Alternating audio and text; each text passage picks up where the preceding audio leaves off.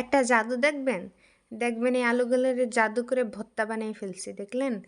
তো এখন এটার মধ্যে গুঁড়া মরিচ, লবণ, তারপরে দারচিনির গুঁড়া, সরি জিরার গুঁড়া, তারপর চিলি ফ্লেক্স, ময়দা দিব। ময়দা দিয়ে এগুলারে মিশাবো। গেস করেন তো আজকে আমরা কি বানাইতে যাইতেছি? আমিও কিন্তু জানি না আমি কি বানাবো। আপনারা কমেন্ট বক্সে বলবেন যে আমরা কি বানাবো।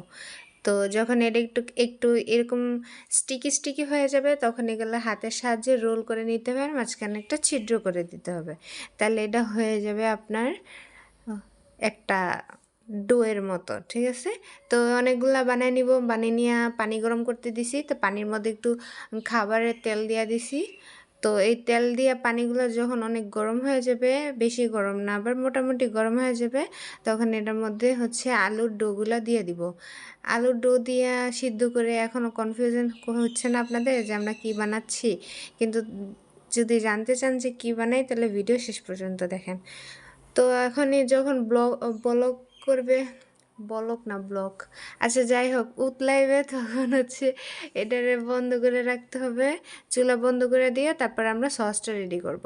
তো একটা বাটিতে চিলি ফ্লেক্স, লবণ, তারপরে হচ্ছে আরও ময় মশলা, তারপর হচ্ছে টমেটো সস, সয়া সস, এগুলা দিয়া, এটা আবার কী সস দিলাম? আচ্ছা ওটা মেবি হচ্ছে টমেটো সসই, নর্মালটা। তারপর একটু গরম তেল দিতে হইব, একদম গরম তেল গরম করে তারপর এটার উপর ঢেলে দিতে হইব। তারপর তেলের সাথে এই সসটাকে ভালোভাবে মিক্স করে নিব। মিক্স করা হয়ে গেলে আমাদের সিদ্ধ করা আলুর ডোগুলারে এটার মধ্যে দিয়ে দিব। দিয়ে দেওয়ার পরে ভালোভাবে মানে লড়াইতে হইব। তো আমরা এই জায়গায় স্যুপ করতে জন্য পানির, আলু যে সিদ্ধ করছি ওই পানিটাই দিয়ে দিব, কারণ পানির মধ্যে অনেক মজা আছে। আপনারা যদি খাইয়ে দেন তাহলে বুঝতে পারবেন যে কি মজা। তো এটা ভালোভাবে মিক্স করে নিলে এটা হয়ে যাবে। এটা হচ্ছে একটা টিকটক ভিডিওতে ভাইরাল হয়েছিল, যে হচ্ছে মোমো টাইপের, মানে আলু দিয়া বানায়, আলু আর আটা দিয়া, ওটা। তো আরেকটা ভিডিও আপনাদের সাথে শেয়ার করব। এটা হচ্ছে মগজ। এটা কিসের মগজ? মানুষের মগজ না? এটা মানুষের মগজ না, এটা হচ্ছে গরুর মগজ। গরুর মগজ অনেকেই খায় না, অনেকে জানি এটা খাইতে হয় না, অনেকে পরিষ্কার করতে পারেন না। তো আজকে আপনাদের দেখাবো গরুর মগজ আসলে কিভাবে রান্না করে। তো প্রথমে গরুর মগজগুলারে ভালোভাবে ধুয়ে আর যত রক টক উপরে আবরণ আছে ওগুলো সরায় ফেলতে হইব, স্বাভাবিক বিষয়। তারপর একটা প্যানে হচ্ছে সরিষার তেলের মধ্যে হচ্ছে পেঁয়াজ দিয়ে দিতে হইব। তো পেঁয়াজ দেওয়ার ভিডিওটা করা হয় নাই, যাই হোক এটা বোঝার বিষয়। তারপর দারচিনি এলাচি লবণ দিয়ে ভালোভাবে লাড়া দিতে হইব। গরুর মগজ রান্নার জন্য অবশ্যই বেশি কিছু লাগে না, কারণ মগজেই যত স্বাদ। আপনার মাত্র আগুন ধরতে লেগেছিল, পানি পড়ে আগুন ধরতে লেগেছিল মাত্র, ভালোই ধরে নাই।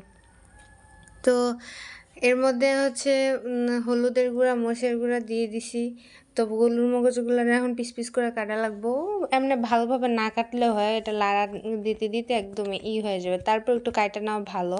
মগজ খাইতে কিন্তু অনেকই মজা। যার যার পছন্দের খাবার মগজ, তারা অবশ্যই মগজের ইমোজি কমেন্টে দিয়েন। মগজের কিন্তু ইমোজি আছে আমাদের, খুঁজলে আপনারা পাইবেন।